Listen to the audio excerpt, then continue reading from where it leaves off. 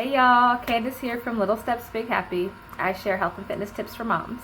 Today I'm going to talk about unrealistic expectations. But before I get started on that, I wanted to remind y'all that the 5-day movement and motivation challenge starts on Monday. Hooray! I think it's going to be fun. I think it's going to be exciting.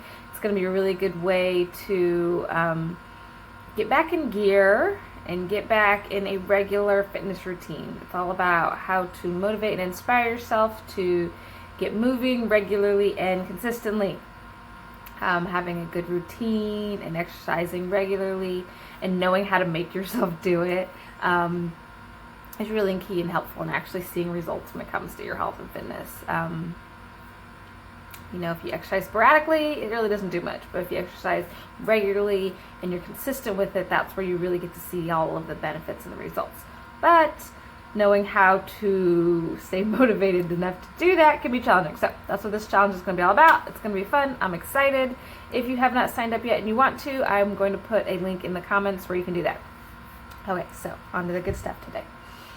Today we are talking about setting unrealistic expectations. This is a trap that I see people fall into a lot when they are starting to exercise, especially when they're trying something new, is they want to jump all in, all the way, woohoo, I am going to do the biggest and the best and the hardest workout because that's going to get me the best results. And that's hard. You know what I mean? That's difficult. There are some people who can go all in like that, but very few people enjoy it. Very few people can stick with it. Very few people do it long enough to really see any results.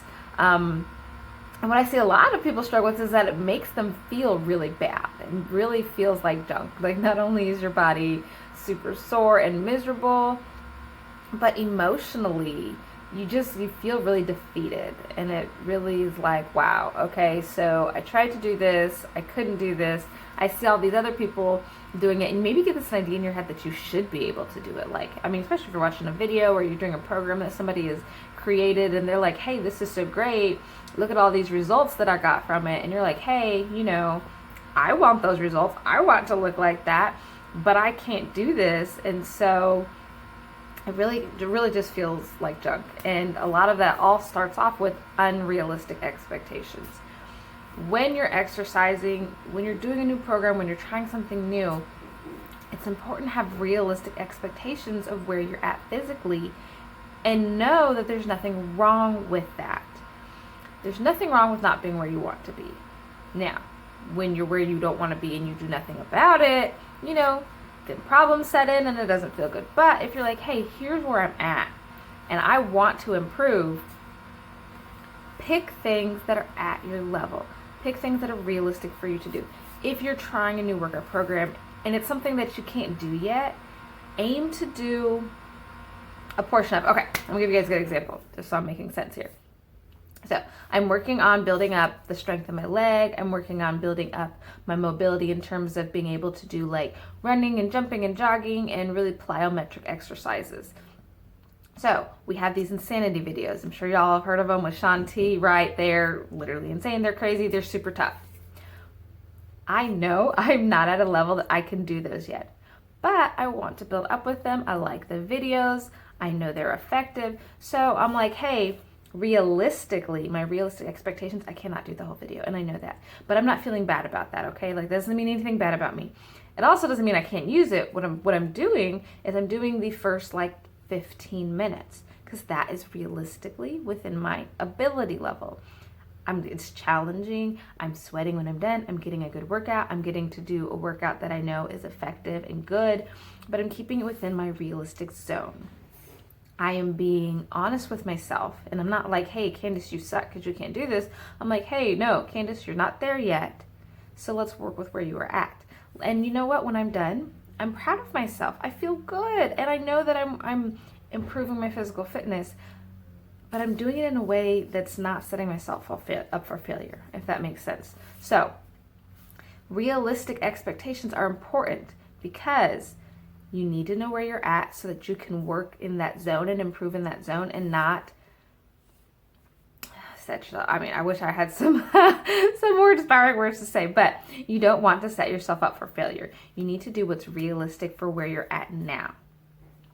And like, don't be mad at yourself, or don't like shame yourself or judge yourself for where you're at right now. There's nothing wrong with that, okay? Like, your life experiences have led you to this point, and there might be really good reasons for why you're here right now, okay? That's okay. That's not nearly as important as the plan that you're going to put in place to get to where you're going. And that plan starts with being realistic about your expectations of yourself.